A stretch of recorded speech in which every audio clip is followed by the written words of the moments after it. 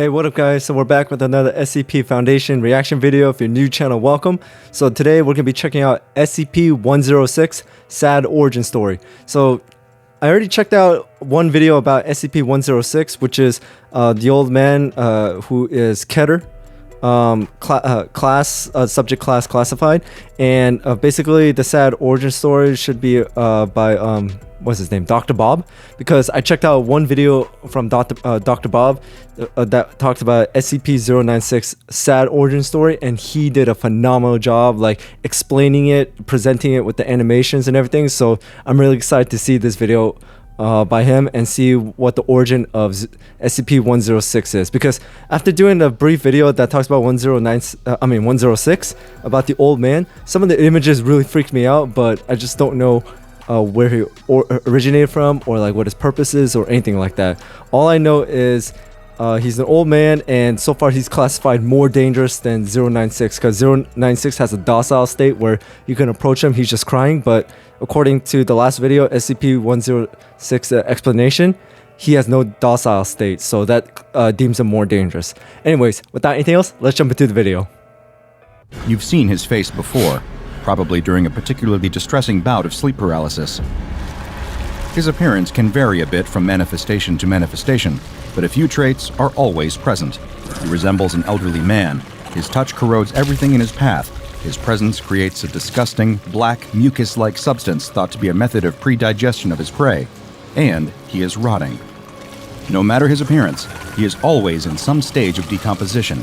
Gray skin sloughing away from yellowed bone, eyes milky and This is flat, how we're starting but off? brimming with malice. Wide, toothless mouth stretched into a wicked grin. The entity is incredibly difficult to contain. Its corrosive properties and ability to vanish into solid matter and disappear into its pocket dimension layer make it a threat as unpredictable as it is dangerous. The smell of decay and the presence of visible corrosion on any surfaces nearby may be the only warning a person gets before the old man grabs them in his decomposing arms, dragging them off to a painful, terrifying demise. We know where the being disappears to and have learned a great deal about how he operates. But where did he come from? It is the year 2000. Dr. Robert Scranton and his wife, Dr. Anna Lang, are the head researchers at SCP Foundation Site 120. Over the course of their happy relationship, the two have been working on an experimental research project, an early prototype reality-anchor device called the Lang-Scranton Stabilizer. After a lot of late nights at the office, working and reworking the theory, it is, at long last, ready for testing. Dr. Scranton is standing in Reality Lab A as Dr. Lang observes from a nearby room. He follows the same routine he has followed each time they tested the LSS, walking down a line of buttons and levers, pressing and flipping each into place. The little red blinking light signifies that the microphone is recording his every comment and observation. Suddenly, the routine is broken by a low rumbling sound from deep, deep within the earth. The ground beneath him begins to shake, and Dr. Scranton stumbles, losing his balance as the once solid floor begins to roil and quake as the seismic shift rolls through the site. He hears the unmistakable grind and splintering of metal and plastic as the LSS-2 begins to shake, components sliding out of place and breaking off. Nearby, Dr. Lang's monitor goes dark as the security feed is cut short by the earthquake's damage. "Robert!" she screams, making a break for the door and rushing to Reality Lab A, terrified that she will find her husband's body lying on the floor. When she and the guards reach the room, however, they find nothing. Well, not nothing entirely. The room is a wreck, bits of machinery strewn across the floor, the smell of burning plastic in the air. But the Lang-Scranton Scrambler's control panel and Dr. Robert Scranton are nowhere to be found. Dr. Lang falls to her knees in the suddenly empty room, pounding at the floor in despair. "Where did he go?" she demands, but of course, no one knows the answer. No one wants to say what they're thinking. Wherever he is, Dr. Scranton is probably dead. Probably long, long gone, and he is never coming back. But no one says it, not out loud. They just think it, and keep thinking it, for the next 5 years, 11 months, and 21 days. The time passes, most everyone forgets about Dr. Robert Scranton. Everyone except for Dr. Anna Lang. She never gives up hope, never lets go of the possibility that somewhere, in another world, another time, on another planet, her love is still alive. One day she wakes up, and it's December 23rd, 2005. A day think I like know any where other, the origin save is for its now. uncomfortable proximity to the holidays she struggles to celebrate nowadays. But then, in the middle of the day, something impossible happens. The LSS control panel reappears in Reality Lab A. It isn't how anyone last saw it, though. It's coated in some sort of unidentified organic matter, and it reeks of blood, vomit, and decay. As her colleagues try to shield her from the sight, try to warn her away, Dr. Anna Lang wades into the area, desperate for a glimpse at any sign of her husband's fate. As she makes her way into the containment field, she is unable to contain her horror. Oh God, what the hell? What is all this? This is the... Oh God, Robert? Robert? Is this you? Oh God, please, no, don't let it be you, don't let it be you. Robert, I thought, how can this thing be? Her colleagues try to stop her, but she touches the Lang-Scranton stabilizer interface, and it fires to life. It still works. Somehow, it still works. She racks her brain for what to do next, before saying, "Access audio log. Playback starting from January 2nd, 2000. The machine prompts her to verbally state her password, and her voice shakes as she replies, Password is Anna Bobana. "Request acknowledged. Processing," the machine replies. Anno "I'm Bobana. sorry. There are no audio logs for January 2nd, 2000. Dr. Scranton accessed log on January 13th, 2000 via voice recognition at time." Anna slams her hands down on the machine with a cry. Playback now, damn it, play it back. A researcher warns her not to touch any of the material with her bare hands, but she doesn't hear him. She's too busy calling out to Robert, hoping that somehow, somewhere, he can hear her. There's so much blood here, there's so much... Honey, are you okay? Where did you go? Oh God, oh God, oh God. Something small and metallic clatters to the floor, lost in the sludge. She retrieves it, wipes it off on her lab coat, and holds it to the light. She would recognize it anywhere. She slipped it onto her true love's finger on the happiest day of her life. It's Robert's wedding ring. Her knees buckle at the realization. She collapses to the ground, and her head cracks against the floor. One of her colleagues snaps into action. Report, this is Dr. Matthew Skinner reporting from Site 120, Reality Lab A. I need medical attention here immediately. Once Dr. Lang recovers from her fall, she demands access to the rematerialized control panel. She's going to go through the audio logs one by one and find out exactly what happened to her husband, even if the truth is as ugly as she fears. The machine whirs to life, and her lost love's voice Why don't you put emanates some gloves from on the at speakers. least? Name, Robert Scranton. Age, 39. Birthday, September 19th, 1961. Favorite color, blue. Favorite song, Living on a Prayer. Wife, Anna. She has green eyes. I love her very much. He repeated these simple truths to himself for days, before he even realized that the control panel was picking up his voice. My name is Robert Scranton. Yeah, my name is Robert Scranton, former researcher at Foundation Site 120. It has been... I don't know, actually. I can't remember. I estimate it's been 10 days, but I can't... Oh, God. Can anyone hear me? I don't know what's happened. I don't know where I am, and... 10 days and without please, food and water? Please, is anyone there? Hello? Anyone? Anyone? He began keeping track of how much time passed as best he could. 2 weeks, 3 days, 7 hours, and 58 minutes. Oh, Jesus. He's starting to lose his mind. Back at the Foundation, with at least a tenuous knowledge of where Dr. Scranton could be, personnel try their best to stage some kind of rescue effort. A mobile task force team is ordered to attempt to replicate the experiment with a hastily assembled Lang-Scranton stabilizer copy. The result is an explosion that kills 3 of them. Senior researchers also approach SCP-343, a powerful reality warper known to some as God, hoping to get some insight from him about where Dr. Scranton could be found. His response is, "He's beyond any of us now. I'm truly, dreadfully sorry." Anna starts having nightmares. She twists and turns in bed, haunted by visions of her beloved Robert consumed by darkness. A strange specter starts to appear in her dreams, a man with a horrible, rotted face. She turns to her bedside table in the night, numbers blurry on the screen of her alarm clock. The photograph of herself and Robert that she keeps there. Something is wrong with him, wrong with his face. Is it that same awful rotted man? She screams and closes her eyes. When she opens them, the photo is normal again. She weeps into her pillow. It can't keep going on like this. This place, it's some sort of reality gap, I think. If I don't concentrate on it, it's fine, but I feel this tingling all over my face. I'm not sure why. 2 months, 15 days, 4 hours.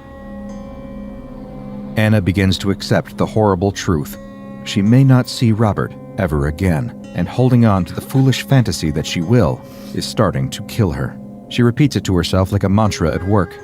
Robert Scranton is dead. Robert Scranton is dead. Robert Scranton is She's dead. about to go mad. One day, a coworker notices her muttering and strikes up a conversation. It's been years since Robert disappeared. What's the harm in talking to someone again? She even finds herself smiling and laughing at his jokes, but when he asks if she'd like to go for coffee, she gets a flash of Robert screaming in the darkness, of that terrible, rotted face, grinning. She runs to the bathroom to throw up and weep. The tingling in my face has worsened. I wish I could sleep here. But all this damn gunfire overhead, can't take it anymore. Can't take it. Trench foot, shell shock. Hell would be a reprieve in a place like this. And all the men, all the poor souls who look up to me, call me corporal. What a jerk. To think I have any more idea of what's going on here. Anna can hear it in his voice. He's getting worn down. As Anna feels her emotions start to dull and fade, she begins accepting more dangerous assignments from her superiors, perhaps hoping just to feel something again. She works on the she really SCP doesn't care 682 anymore. case, trying to devise more futile termination methods. She spends time with SCP-939, the abominations known as With Many Voices, until they start to imitate Robert's voice, and she knows that she can't do this anymore. She works with SCP-280, Eyes in the Dark, feeling no fear whatsoever as it floats towards her. The worst thing that could possibly happen to her has happened already. Now, she's just waiting, killing time. She has no idea of the further horrors to come. Wow, she really doesn't care anymore. Lately, I've been hearing whispers in the dark. I think the rats are talking to me. Oh, funny. My troops must think me mad. What does it matter? This is a mad place, a mad time. A mad man is perhaps best suited to a time like this. So many went over the top yesterday, only to be cut down by machine gun fire. Isn't it odd that I laughed? It was so funny. I think perhaps this mental malady is connected to a physical one. Nosebleeds and vomiting spells. A strange, black liquid. Faintly acidic to the touch. But so delicious. So fun. My troops tell me I look unwell.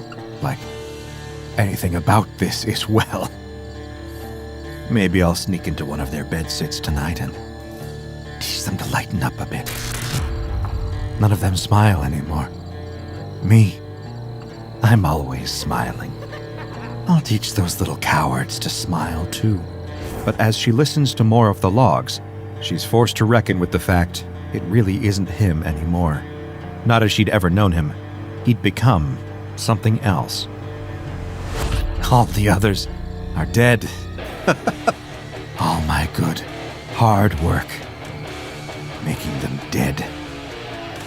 I followed them down the length of the Oh trench. my god. Their silly little bullets didn't hurt me. Oh no. Oh no, no, no. The look on their faces. All the screaming as they saw me. How thrilling to savor their fear as I approached. All those screams.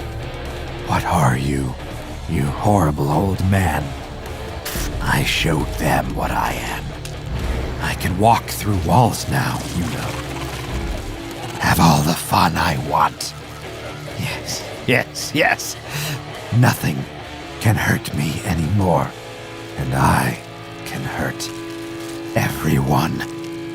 And when the war is over, I'll go home. Go home to my sweetheart. I know she's waiting for me. I can't wait to see her. touch her beautiful face. My lovely. Lovely Anna. Hearing him like this, so broken, so utterly transformed, it's too much for her to bear. But the work always needs her, and she returns to it day after day. One night, she sits up late, making her way through a stack of paperwork, when she hears it. A curious sound. Drip, drip, drip. Something thick dripping steadily onto the floor behind her. The smell of rot fills her nostrils, making her gag. She turns and comes face to face with SCP-106, dripping its slimy black mucus onto the floor, bringing decay to everything it touches. It reaches out toward her, grasping at her arm. She breaks free, but not before its touch melts away the fibers of her lab coat, threatening to seep through the fabric to her skin. All the while, it's staring straight at her, like it knows her. Anna runs out of the lab as fast as she can, shouting for help. A guard tries to come to her assistance, firing his weapon at the old man, but the bullets don't leave a dent, don't even slow him down. The old man grabs the weapon from the guard's hands, letting the metal rust, warp, and melt in his grasp. Then he turns his corrosive touch on the guard's face. Anna screams in horror at the sight, but she can do nothing to help him. All that she can do is keep running and hope that So the how do you monster stop doesn't him? catch her. She runs as fast as her legs can carry her, but she isn't as young as she once was, and years of sitting at a desk have made her muscles stiff and weak. Her foot hits the ground at That's just why you the gotta wrong hit the angle, gym. and she stumbles, falling to the ground. She scrambles back to her feet, but when she looks up, something is horribly wrong. Her surroundings have changed. It looks like the Foundation site, but it's not quite the same. It's as if someone tried to recreate the facility from memory and couldn't retain all of the details. Then she hears it again. The drip, drip, drip. He's here.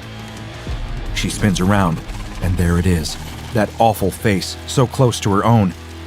She takes a trembling step back when suddenly, the monster speaks. It's him. She knows it, as surely as she knows that she is about to die. The monster that once was Robert Scranton reaches out and caresses Anna's cheek with his wrinkled hand. She screams as the skin begins to droop, and he seals her lips with a kiss that makes her insides drip like melting wax. The two become one once again. Check out the Dr. Bob Patreon and become a junior researcher. That was horrifying. But, so that's what SCP-106 was. It was a researcher that got teleported to somewhere else, like another paradimension, and he went mad, but I'm still trying to figure out like where the World War I trench war came from. Like, was he transported to another time period or something? If you guys can answer that below, I would be grateful, because I'm still trying to piece that part together. But either way, yeah, SCP-106 is, in my opinion, more dangerous than 096, because 096 you can avoid if you just don't look at its face, but 106 is basically, yeah, just aggressive all around. But anyways, that's gonna be it for today. So that's SCP-106 sad origin story. So, and a shout out and credit goes to Dr. Bob for doing another great video. I'll be checking out more of his videos soon, but that's all I got for today. So thank you guys for watching. I hope you enjoyed this video. If you watched all the way to the end, thank you, and make sure to hit that notification bell so you know when I drop another video. And thank you so much for your support. I really do appreciate it. And until then, I'll see you guys next time.